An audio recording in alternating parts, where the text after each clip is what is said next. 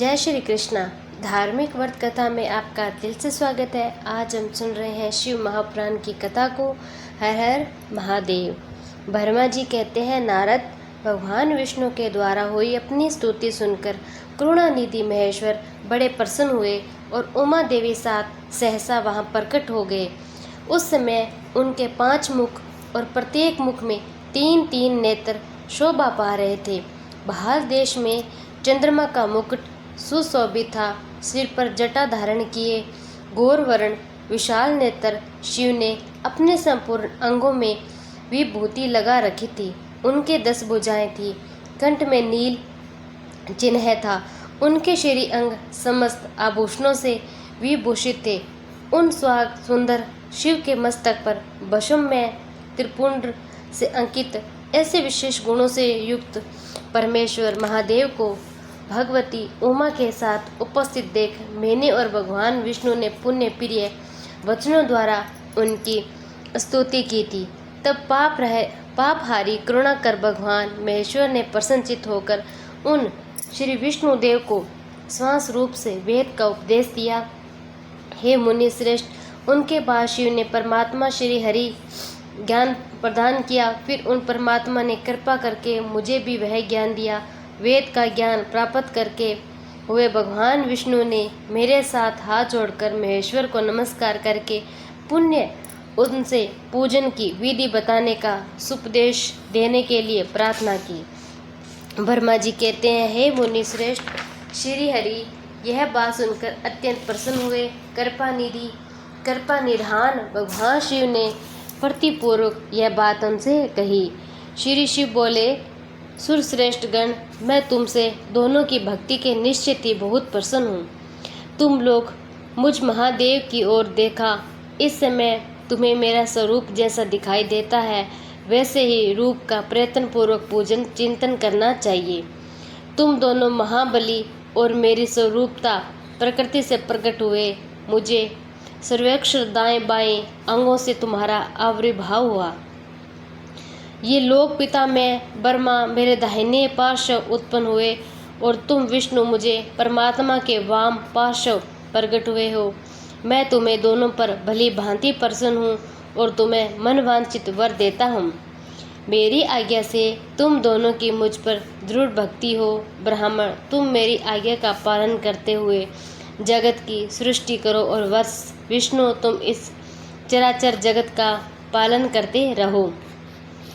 हम दोनों से ऐसा कहकर भगवान शंकर ने हमें पूजा की उत्तम विधि विधान की, जिसके द्वारा अनुसार पूजन होने पर पूजक को अनेक प्रकार के फल देते हैं। शंभु के उपयुक्त बात सुनकर मेरे सहित श्री हरि ने महेश्वर को हाथ जोड़कर प्रणाम करके कहा। भगवान विष्णु बोले, हे प्रभु, यदि हमारे प्रति आपके हृदय में प्रीति उत्पन्न हुई, यदि आप हमें वर देना आवश्यक समझते हो तो हम यहीं पर वर मांगते हैं। आपसे हम दोनों के सदा अन्य विचलित भक्ति बनी रहे। ब्रह्मा जी कहते हैं, मुने, श्री हरि की बात सुनकर भगवान हर पुण्य मस्तक झुकाकर प्रणाम करके और हाथ जोड़कर खड़े हुए। उन नारायण देव से ब्रह्मा ने कहा। श्री महेश्वर बोले, मैं सृष्टि पालन और संहार करता हूँ, सगुण और निर्गुण हूँ तथा सच्चिदानंद स्वरूप निर्विकार पर ब्रह्मा परमात्मा हूँ। विष्णु सृष्टि रक्षा और प्रलय रूप गुणों अथवा कार्यों के भेद में मैं ही ब्रह्मा विष्णु और रुद्र नाम धारण करके 3 स्वरूपों में विभक्त हुआ हूँ। हरे, वास्तव में मैं सदा निष्कल विष्णु। तुमने तो मेरे अवतार के निमित्त जो स्तुति की है, तुम्हारी उन प्रार्थना को मैं अवश्य सच्ची करूँगा, क्योंकि मैं भक्त वत्सल हूँ। ब्राह्मण, मेरा ऐसा ही परम उत्कृष्ट रूप तुम्हारे शरीर से इस लोक में प्रकट होगा।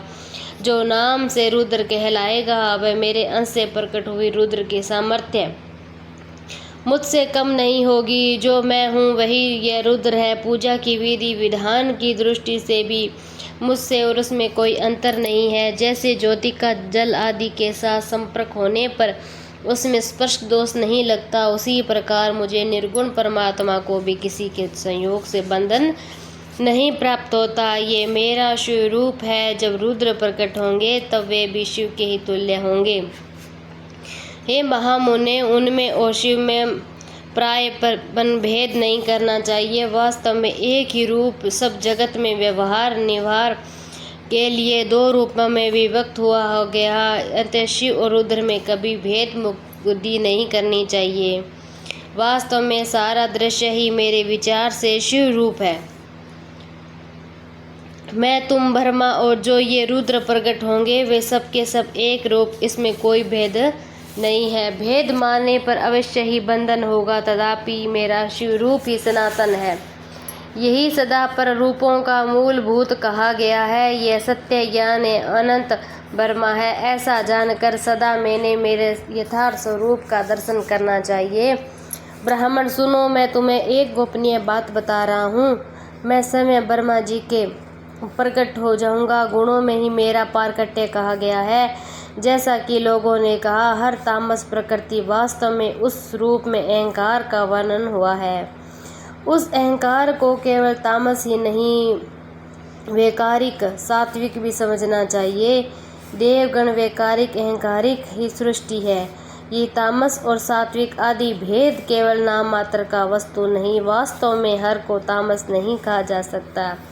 ब्राह्मण, इस कारण से तुम्हें ऐसा करना चाहिए। तुम तो इस सृष्टि के निर्माता बनो और श्री हरि उसका पालन करे। मेरे अंश से प्रकट होने वाले जो रुद्र है वे इसका प्रलय करने वाले होंगे।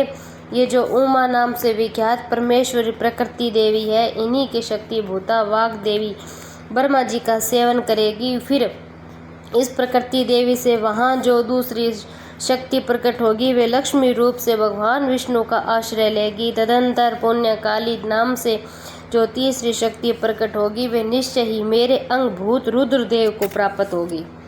वे कार्य की सिद्धि के लिए वहाँ ज्योति रूप प्रकट होगी। इस प्रकार मैंने देवी की शुभ रूपता पराशक्ति का परिचय दिया। उनका कार्य कर्मश सृष्टि पालन और संहार का समाधान सुरश्रेष्ठ, ये सब ही सब मेरी प्रिय प्रकृति देवी का ही अंशभूत है। अरे तुम लक्ष्मी का सहारा लेकर कार्य करो।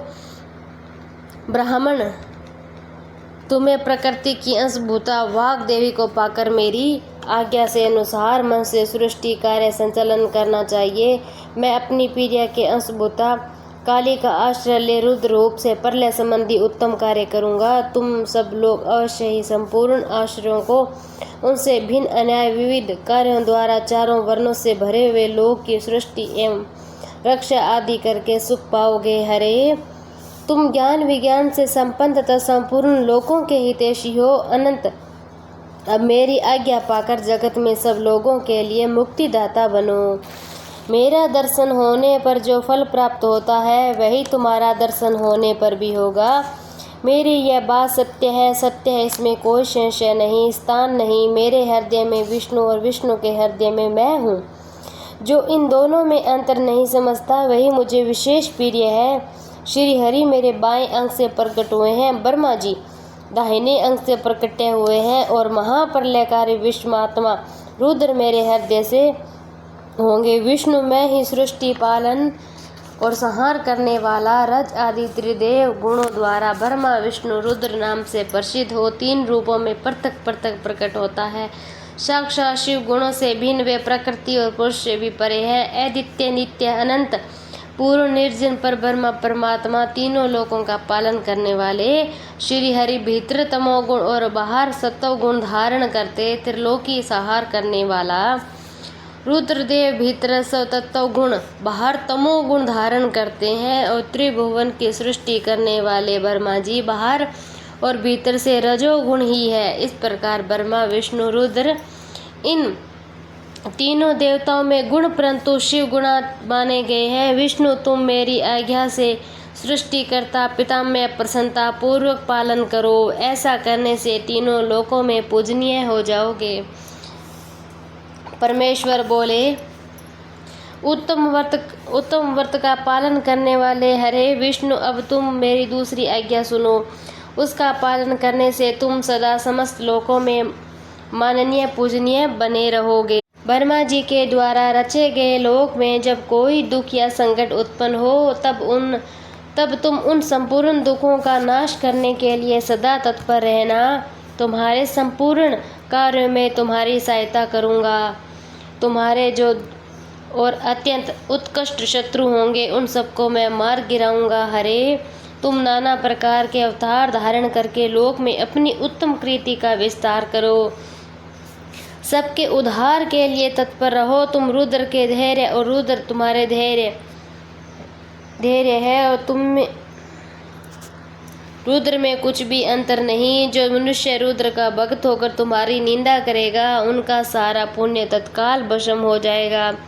पुरुषोत्तम विष्णु तुमसे द्वेष करके कारण मेरी आज्ञा से तुमको नरक में गिरना पड़ेगा। यह बात सत्य है, इसमें कोई संशय नहीं है। तुम इस लोक में मनुष्यों के लिए विशेष भोग और मोक्ष प्रदान करने वाले भक्तों के आराध्य तथा पूज्य होकर प्राणियों का निर्ग्रह और अनुग्रह करो। ऐसा कहकर भगवान विष्णु मेरा हाथ पकड़ लिया और श्री विष्णु को सौंपकर उससे कहा, तुम संकट के समय सदा इनकी सहायता करते रहना। सबके अध्यक्ष होकर सभी को भोग और मोक्ष प्रदान करना तथा सर्वदा मस्त और समस्त कामनाओं को साधन सर्वश्रेष्ठ बने रहना। जो तुम्हारी शरण में आ गया वह निश्चय ही मेरी शरण में आ गया। जो मुझ में है वो तुम में अंतर समझता है वह अवश्य ही नरक में गिरता है। वर्मा जी कहते हैं, देवेश, भगवान शिव का यह वचन सुनकर मेरे साथ भगवान विष्णु सबको वश में करने वाले विश्वनाथ को प्रणाम करके मंद स्वर में कहा। श्री विष्णु बोले, करुणा सिंधु जगन्नाथ शंकर, मेरी ये बात सुनिए। मैं आपकी आज्ञा के अधीन रहकर ये सब कुछ करूँगा स्वामी। जो मेरा भक्त होकर आपकी निंदा करेगा उसे आप निश्चय ही नरकवास प्रदान करें। नाथ, जो आपका भगत है वह मुझे अत्यंत प्रिय है। जो ऐसा जानता है उसके लिए मोक्ष दुर्लभ नहीं। श्री हरि यह कथन सुनकर दुखहारी हरने बात उनको अनुमोदन किया और नाना प्रकार के धर्मों का उपदेश देकर हम दोनों के हित की इच्छा से हमें अनेक प्रकार के वर भी दिए। इसके बाद भगत वत्सल भगवान शंभु कृपा पूर्वक हमारी ओर देख कर हम दोनों के देखते देखते सहसा वह अंतर्ध्यान हो गए। तभी से इस श्लोक में लिंग पूजा का विधान चालू हुआ और लिंग में प्रतिष्ठित भगवान शिव भोग और मोक्ष देने वाले शिवलिंग जो भेदिया वह महादेवी का स्वरूप और लिंग साक्षात महेश्वर का लय का है। अधिष्ठान होने के कारण भगवान शिव को लिंग कहा गया है, क्योंकि उन्हीं में निखिल जगत का लय होता है। महामुने, जो शिवलिंग के समीप कोई कार्य करता है उसके पुण्य फल का वर्णन करने की शक्ति मुझ में नहीं है। हर हर महादेव।